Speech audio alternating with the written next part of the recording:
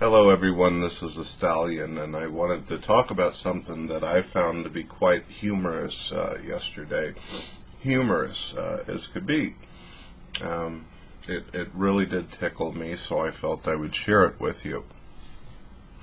I was hanging out in this room that was it's like some philosophical room, I suppose, but there wasn't really anybody philosophizing, and there wasn't anybody really talking and everything. There was only a couple people in there. There was this guy by the name of the Amazing, I don't know what he calls himself because his name is so long that I can't see the last name. I think it's the Amazing Aristocrat or something.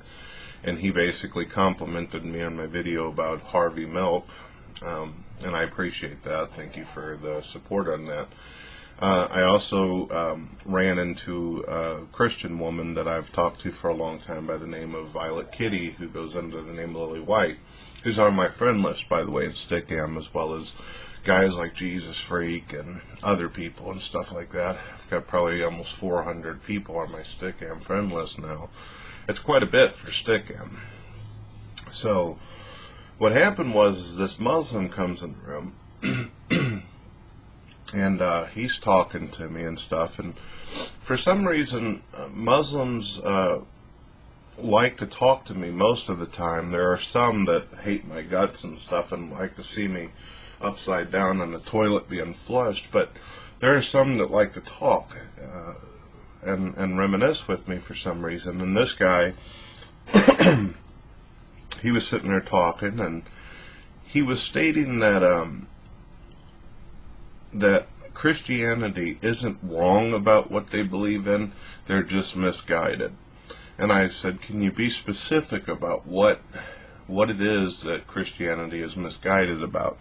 Of course, I know all kinds of things and stuff that are wrong with Christianity. I was kind of playing the devil's advocate, because I notice when I do that, it kind of brings people out more about their opinions and their views, if you just kind of sit back and let them talk. So he says, well, Jesus didn't actually die, Jesus isn't God, Jesus isn't divine, and Jesus did not come back from the grave, and all this other kind of stuff. And and I said, well, Christianity is based upon that very foundation. They believe that Jesus Christ was divine and that he was quite connected through God. Some of them believe that he was God, and that Jesus did die on the cross, and he died, and he resurrected 3 days later. That's the entire foundation of Christianity. If you say that's all wrong, that Christians are wrong about that, then Christianity's wrong.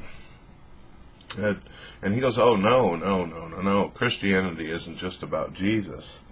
And I'm like, wow, did he just say that? You know, because the guy claimed that at one point in time before he became a Muslim, apparently he's an American, an African American who's decided to go from Christianity to being a Muslim.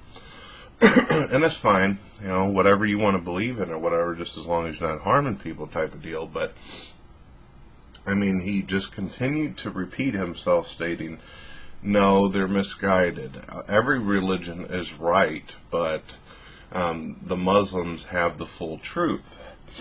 And it seems to me that if you only have a measure of the truth and everything else is bullshit, then it's pretty much, I don't know, it's kind of like a small little diamond sitting in a big pile of shit and everything, isn't it? A hardly noticeable diamond sitting in a big pile of shit.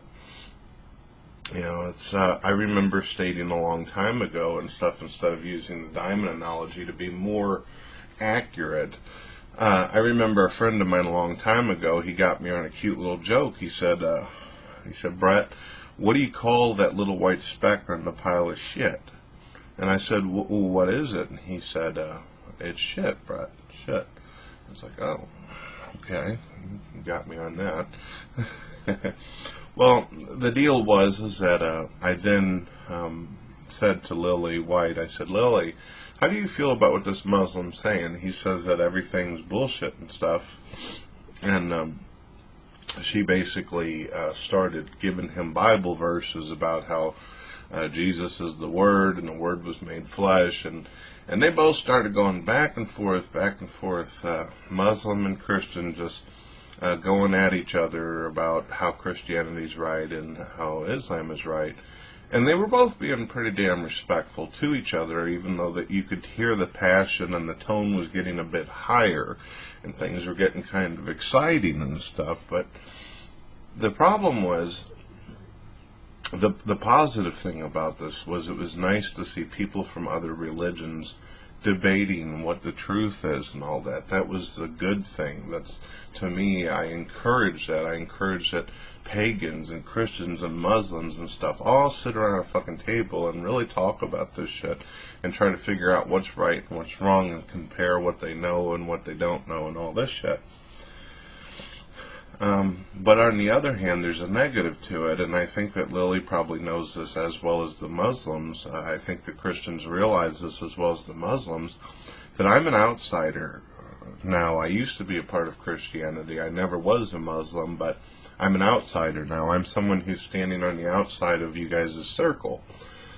I am at a point in my life where I don't believe any of that shit's real. I don't believe any of it's good, and I'm sitting there along with other non-believers or people who are having doubt, and we don't know for sure if what you have is the truth.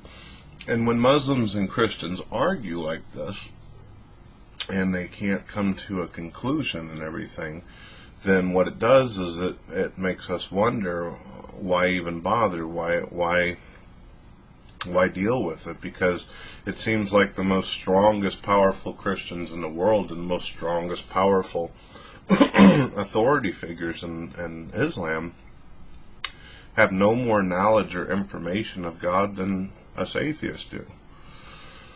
So, I don't know, it's just confusing to me.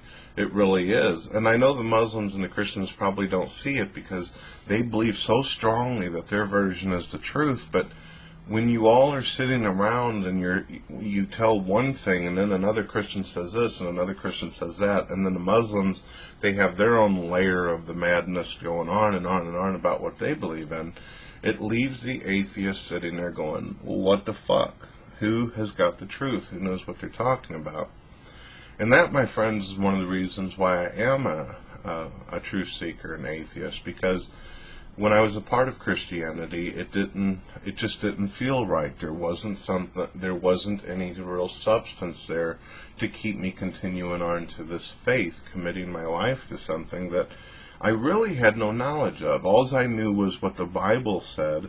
All I knew is what my preacher said. All I knew is what the sidewalk felt like outside my church and shit, and what it felt like sitting in wooden pews, but that was it.